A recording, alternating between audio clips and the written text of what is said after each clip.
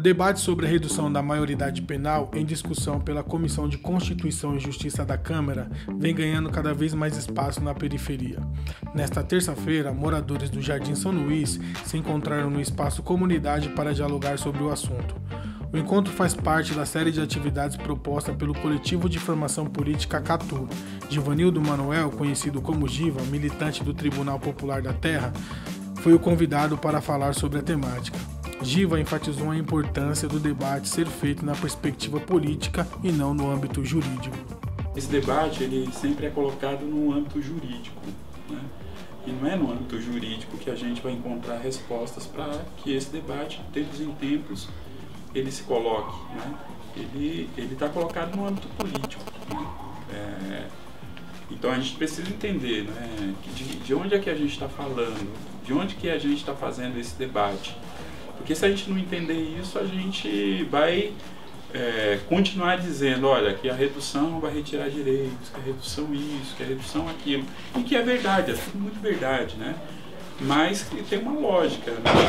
Que é a lógica do próprio sistema, né, em que a gente se encontra nesse contexto histórico, né? Então entender isso é muito importante. Entender mais do que isso, né? Entender a nossa relação com a criança e com o adolescente é muito mais importante, porque a gente se localiza nesse debate a partir disso, né? É uma política de ódio, né? Que é alimentada pela política do medo, né? Porque essa política ela sobrevive a partir da política do medo, né?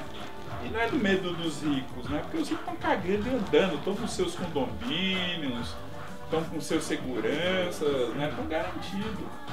Na racionalidade de uma sociedade, né, e no conceito da política, diz o seguinte, que uma política ela só pode ser avaliada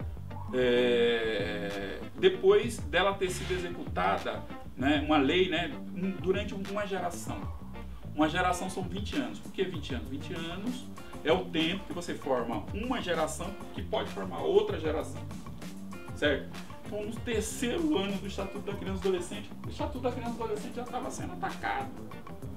E o Estatuto da Criança e do Adolescente foi também aprovado num momento muito peculiar. Qual era o momento? O Collor, que é uma outra coisa que a gente precisa entender. Quem que era o Collor? O Collor era o cara que, de forma desorganizada, queria implantar o neoliberalismo no Brasil. O Estatuto da Criança e do Adolescente dizia exatamente o contrário do que o Collor dizia. Dizia exatamente o contrário. O Collor dizia Estado mínimo, o Estatuto da Criança dizia Estado máximo. Então não fazia sentido. E por que o Collor aprovou então? O Collor aprovou porque já tinha a Casa da Dinda, já estava balançado aqui, e ele ia ter a cúpula mundial dos governantes para debater a infância em Nova York, lá na ONU. E o Collor ia tomar um pau. O que o Collor faz? Tomando pau interno, tomando pau externo, vai lá e aprova o Estatuto da Criança e do Adolescente. Ou seja, né, não tinha intencionalidade nenhuma de implantar uma legislação, uma estrutura que pudesse respeitar, que pudesse acolher a infância de uma outra forma, filhos dos trabalhadores de uma outra forma que foi acolhida até então, né? E aí a gente tem diversos momentos históricos muito importantes, né, que foram acontecendo contrários ao direito da criança e do adolescente. Aqui a FEBEM foi sempre isso.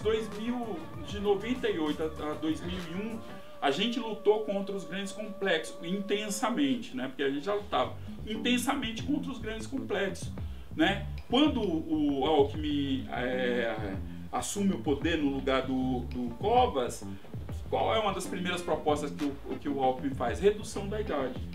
Como ele via que não tinha condições políticas naquele momento, o que ele propõe? Não redução. A gente aumenta o tempo de internação dos adolescentes. Que é redução, né?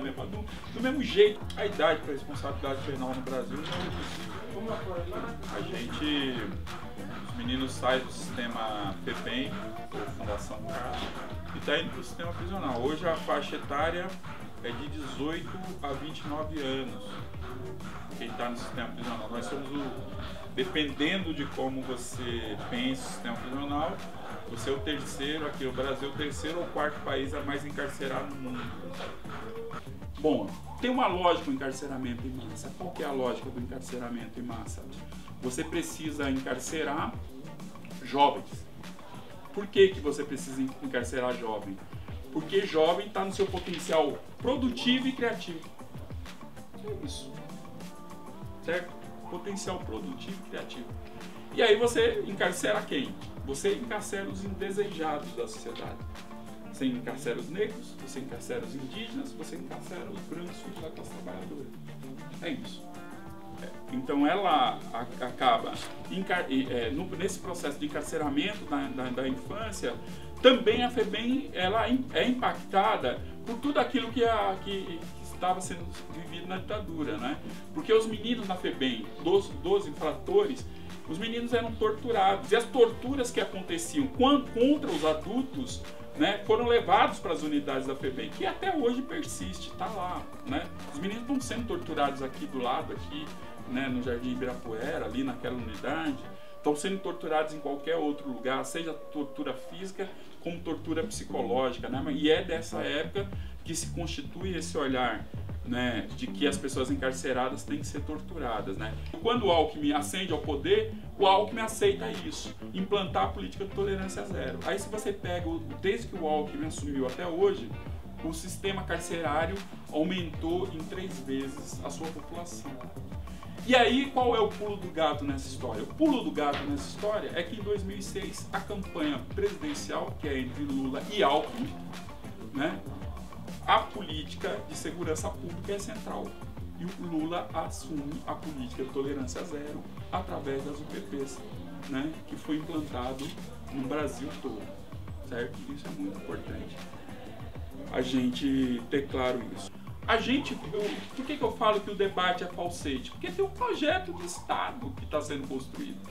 Quando a gente está discutindo o jurídico, a gente não está discutindo, né, o que está posto de fato nesse processo de encarceramento. A gente vai ter os presídios privatizados.